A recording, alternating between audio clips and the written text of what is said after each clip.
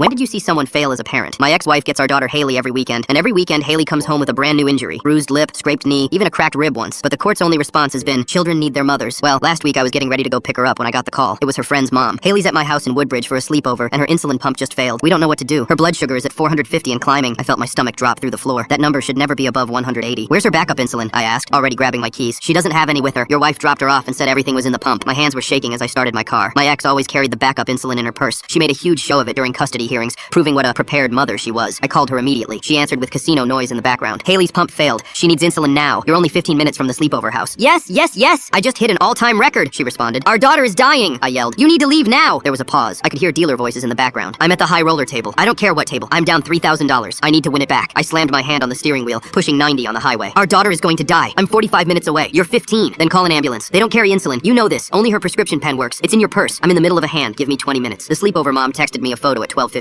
Haley unconscious on their bathroom floor. Her lips pale. Vomit on her shirt. The text said, she's over 500 now. Barely responsive. I called my ex again, screaming now. She's dying. Dying. Get in your car. Stop being dramatic. And stop calling. You made me lose that hand. The dealer thought I was cheating with signals. That's another 500 gone because of you. I hung up and called 911, explaining everything through tears. They said they'd meet me there, but confirmed what I already knew. Paramedics can't administer insulin without the prescription pen. When I finally screeched into their driveway at 12:38 a.m., the ambulance was already there. Haley was on a stretcher, completely unconscious. The paramedic looked grim. Blood sugar's too high for our meter to read. We need insulin immediately. My ex has it. She's coming, but she wasn't. Not for another 42 minutes. I tried calling the casino directly. My daughter is dying. My ex-wife Rachel Beckett is at your high roller table. She has life-saving medication. Please make her leave. Sir, we can't force guests to leave for personal matters. It's not personal. A child is dying. I'm sorry, sir. The paramedics arrived. I begged them to call her, thinking medical professionals would get through. The lead paramedic tried. Ma'am, your daughter is in diabetic ketoacidosis. Her organs are shutting down. I heard her response through his phone. I'm her mother. I'll decide when it's serious enough to leave. When my ex finally strolled through the emergency room doors at 1:20 a.m., her designer purse was over her shoulder, reeking of cigarette smoke and wine. Haley was already in the pediatric ICU. She tossed the insulin pen at the nurse like it was nothing. Here, though you should know, your constant calling made me lose $6,000 tonight. I couldn't speak. Our daughter was on dialysis. The doctor had just explained her kidneys were functioning at 40%. My ex turned to the doctor, not even looking at Haley behind the glass. This is because her pump was defective, right? Manufacturing error? Ma'am, this is because she didn't receive insulin for over 2 hours during a life-threatening situation. My ex's face went red. She spun toward me. You should have made sure the sleepover mom had backup supplies. What kind of father sends his diabetic child without backup? The backup was in your purse, at the casino. Don't you dare blame this on me. You're the one who lives 45 minutes away. You chose to move that far. If you lived closer, this wouldn't have happened. The doctor interrupted to explain Haley would need dialysis 3 times a week, possibly for months, maybe permanently. We had no idea if she was ever going to be the same again. My ex pulled out her phone and started typing. I need to document this negligence. 2 days later, I was with Haley in the ICU, and my wife was in the casino when I got the news. Haley's organs failed. She didn't make it. I cried so hard I ran out of tears. And over the next 36 hours, I called Rachel over 50 times, but she didn't even visit once. I remember that's when I stopped crying. Not because I wasn't devastated, I was. And not because my life wasn't destroyed, it absolutely was. But because I knew I had to destroy Rachel, and I was about to show her exactly how far a grieving father is willing to go. Full story on channel, link below.